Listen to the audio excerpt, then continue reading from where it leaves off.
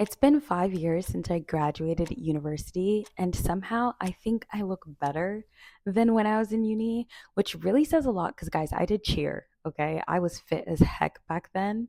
And I did all of this without any crazy gym obsessions, crazy diet plans, just these small habits that I want to share with you guys today. And I hope they help you. If you're new here, hi, I'm Samantha, and I'm in the process of shaping my YouTube channel. I 100% don't know where it's going to go, but I hope you guys stick with me through that journey. And if you've seen my face before, hi, welcome back. Nice to see you again. I categorize this video, so if there's a specific section that you want to see, feel free to jump to it. I'm not going to be offended. But with that being said, let's get into the tips. I want to start off with mindset and awareness because I think might be my most controversial habit that I tell you guys. So, I'm a big believer in it's easier to maintain than to downsize. So, I like to keep myself aware before it kind of gets out of control. And the one thing I do is okay, you know the saying where it's don't let your clothes wear you, you wear the clothes. I'm kind of the opposite and I let my clothes wear me. And what I mean is that I stick to my jeans that I have. I don't buy new clothes to fit whatever size I'm becoming, or I don't go and wear more stretchy clothes when my jeans get tight. I stick to my jeans because I take that as my first indicator that I need to start moving my body more. So if they start to get tight, I'm like, okay, I need to go on more walks. I maybe need to get off the couch. I need to do this and that. Because sometimes people rely on other people to tell them that. And I don't think you should rely on other people because then you sometimes put them in an awkward position. But you should also have indicators for yourself because I feel like when people mention it, it could be a little awkward for them, but also it's like, ooh, everyone else can notice it. I don't like that. I want to catch it when I notice it right away. So that's like the first thing that I use as an indicator. Clothes don't fit. I don't buy new clothes. That's the first thing I use. Okay, when it comes to movement and activity, there are so many ways you can go about this. I'm a big fan of finding little ways to move. So I love parking far. I love taking the stairs over the escalators or elevator. I love just going on walks throughout my community, or it's, oh, I need groceries. Can I walk there? Oh, I'm going out with my friends. Can I walk? Can I do this? I love finding little ways to sneak exercise in because it all adds up and sometimes you don't even realize that you're exercising and you could be walking like 10,000 extra steps a week or whatever, depending on how much you like to move. Another thing I love doing is finding ways to work out that work out for you in the sense of some people love going to the gym, some people hate going to the gym. Sometimes people like to dance, find little things that are really fun. I sometimes like to do sports like tennis because it's like a good social thing, but also you don't realize you're working out. Or sometimes I put on a nice little song and I dance to it as I'm cleaning. But sometimes I also do go to the gym. But I think when you find something that you like, you stick to it so much more. And sometimes you look forward to it, or sometimes you don't even realize you're doing it. Another thing is that I really try to stand more than I sit because it's so easy, especially in today's age, to just be in the office all day or sitting on your phone, sitting watching TV, sitting doing all these things. And you need to move your body, get the muscles moving, flowing. Because I'm a big believer of use it or lose it. So I always try to do little things like standing, and just trying not to live like a stationary life. Also, when it comes to movement, especially when I lived with my mom, what I would love doing is I would go on the little stationary bike that she had and I would watch my movies or do little things while I was on the bike because then you don't realize that you're biking and you're just watching a movie and enjoying yourself. So that was like an easy way for me to get a little activity in. And I loved that. So, when it comes to eating out and being social, one of the things I love doing is swapping all my sugary drinks for water. More specifically, I'm a hot water girly. You don't have to be. But I think it's so easy to consume so many calories in drinks. So, that swap alone will help you tremendously, especially in restaurants. A lot of their food's already high in calories, so if you can just cut little things that you don't even notice, it's going to help you a lot. And if I know I'm not going to be drinking alcohol, I just strictly try to drink water. Another thing I love doing is sharing my food. Not all restaurants are like this, but sometimes I notice that they give me such huge portions. So I love sharing because sometimes you can have a little bit of what they're eating, they can have a little bit of what you're eating, or sometimes you can share a meal and realize that you splitting it in half was enough for you. Or sometimes what I love doing is eating it myself, but then just taking some home.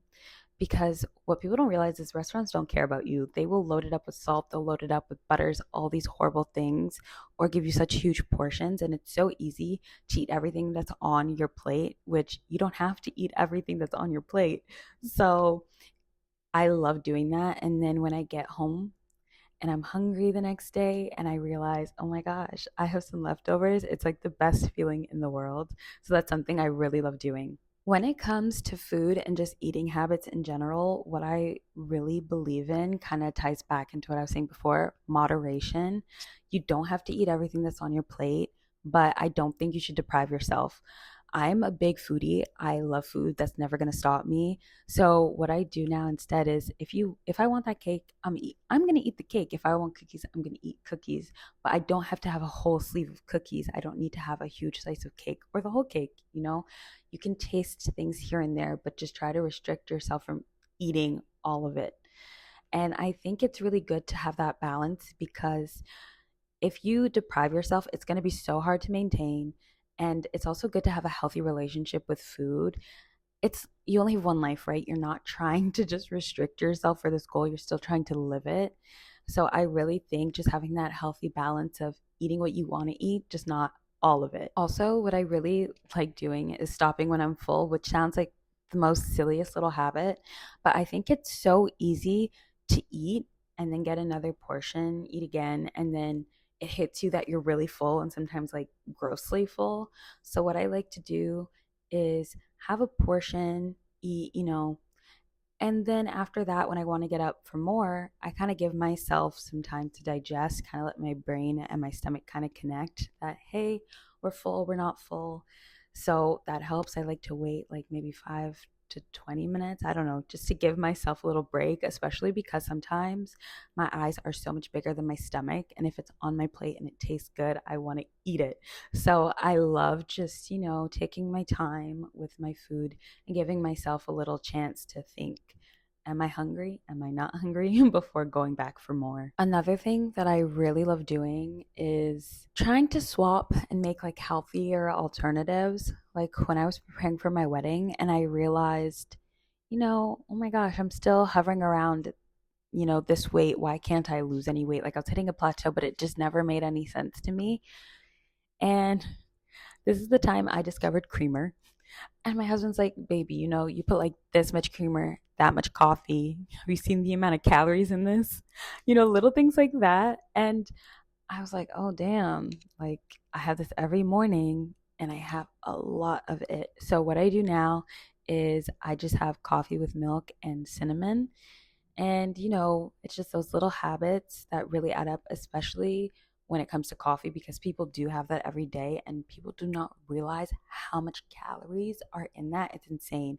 So, just doing those simple switches really help. Just find little things you can do and swap out because, girl, those Starbucks drinks are so like I'm like a Tim Hortons girly and those French vanillas.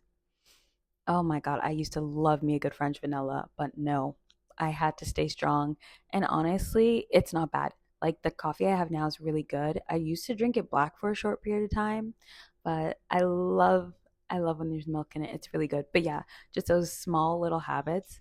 And then the last thing that I love doing is if you're new to this habit, 100% highly recommend. I'm not big on tracking my food, like I don't like tracking it, but what I will suggest is doing it at least once because you are not aware of how many calories you're consuming. And that's like the biggest tip my mom told me because when I was preparing for my wedding, once again, I'm trying to really be the healthiest me I could be on this one day. And she was like, just you should just track your calories for like at least a day because you don't realize how many calories you're truly consuming. And boy, was she right. I thought I was eating super healthy and all this, but you do not understand that certain things add up, or you don't really understand how many calories are in something or how much of X is in something, right? Like sodium, this and that. Because you can eat something and it's just like, I thought that was healthy and it could be, but like, example, like nuts, they're good for you, but like a handful of nuts is so many calories, right? So if you're just trying to focus on calories and certain things like that, highly recommend at least for a day, write things down. And those are the habits that I've used to maintain my size. I just want to remind you guys that we are not always going to be like 100 and whatever pounds or whatever weight you are all the time. So just because the scale says you go up X amount of weight doesn't mean it's going to stay that way. Weight always fluctuates. We are beautiful in every size. And all that matters is that we're happy and healthy. And I hope you guys enjoyed. And I hope that you guys heard some fun little tips and habits that I do that you've never heard before. Hopefully, I see you guys in my next video. If you're not subscribed, make sure to subscribe to see my face again. And I'll see you guys in my next video. Bye.